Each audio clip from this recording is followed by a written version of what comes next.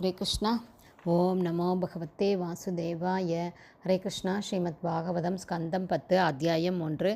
பகவான் கிருஷ்ணரின் பிறப்பு என்னும் தலைப்பில் பதங்கள் 15, 16, 17.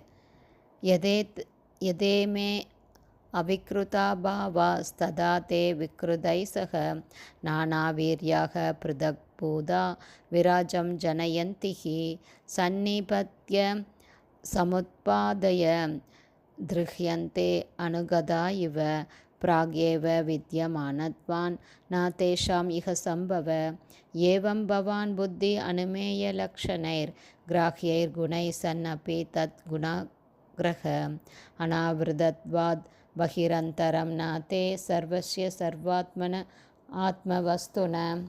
ஹரே கிருஷ்ணா. பர்பட் பை ஷில பிரபாத். ஜெய் ஷில பிரபாத். இதோட எக்ஸ்ப்ளனேஷன் போன ஆடியோவில் பார்த்துருக்கோம். பேலன்ஸ் இப்போ பார்க்கலாம். தமது பார்வையாலேயே முழு பிரபஞ்ச தோற்றத்தையும் சிருஷ்டிப்பவரான பகவானால் தேவகியின் கர்ப்பத்திற்குள் வர முடியாதென்று சிலர் வாதிக்கலாம். இந்த வாதத்தை நிர்மூலமாக்குவதற்காக வசுதேவர் கூறுகிறார், பகவானே, நீங்கள் தேவகியின் கர்ப்பத்தில் தோன்றியது அவ்வளவு அற்புதமல்ல.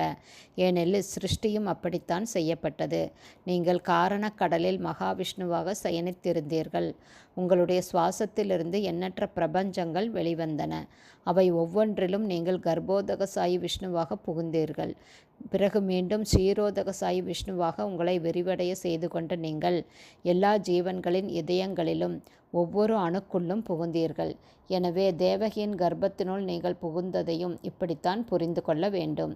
நீங்கள் புகுந்தது போல் காணப்படுகிறீர்கள், ஆனால் அதே சமயம் எங்கும் பரவியிருப்பவராகவும் இருக்கிறீர்கள். நீங்கள் பிரவேசிப்பதையும் பிரவேசிக்காததையும் பௌதீக உதாரணங்களிலிருந்து எங்களால் புரிந்து கொள்ள முடிகிறது. மொத்த பௌதீக சக்தியானது 16 மூலப்பொருட்களால் பிரிக்கப்பட்ட பிறகும் பழுதடையாமல் அப்படியே இருக்கிறது. பௌதீக உடலானது மண், நீர், காற்று, நெருப்பு மற்றும் ஆகாயம் ஆகிய 5 ஸ்தூல பொருட்களின் கலவை. இந்த ஜட உடல் தோன்றும் போதெல்லாம் இத்தகைய மூலப்பொருட்கள் புதிதாக உண்டாக்கப்பட்டிருக்கிறது போல் காணப்படுகிறது. ஆனால் உண்மையில் மூலப்பொருட்கள் உடலுக்கு வெளியில் எப்போதும் இருக்கிறது. அதுபோலவே தேவகியின் கர்ப்பத்தில் நீங்கள் குழந்தையாக தோன்றிய போதிலும் வெளியிலும் நீங்கள் இருக்கிறீர்கள்.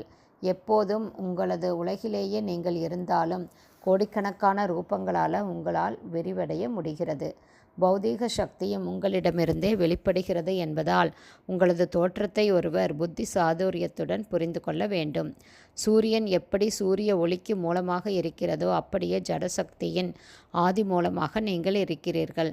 சூரிய ஒளியால் சூரிய மண்டலத்தை மறைக்க முடியாது. அதுபோல உங்களிலிருந்து வெளிப்படும் ஜடசக்தியால் உங்களை மறைக்க முடியாது.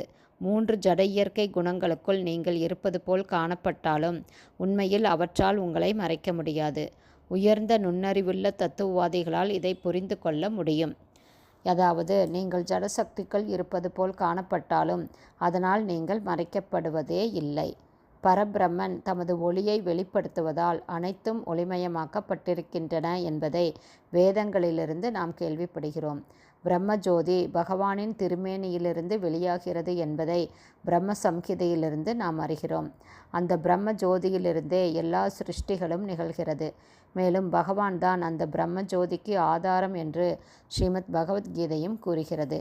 பகவான் கிருஷ்ணரே அனைத்திற்கும் மூல காரணம் ஆவார். ஆனால் இவ்வுலகிற்கு வரும்போது பரமபுருஷ பகவான் பௌதீக குணங்களை ஏற்கிறார் என்று குறைமதியாளர்கள் நினைக்கிறார்கள்.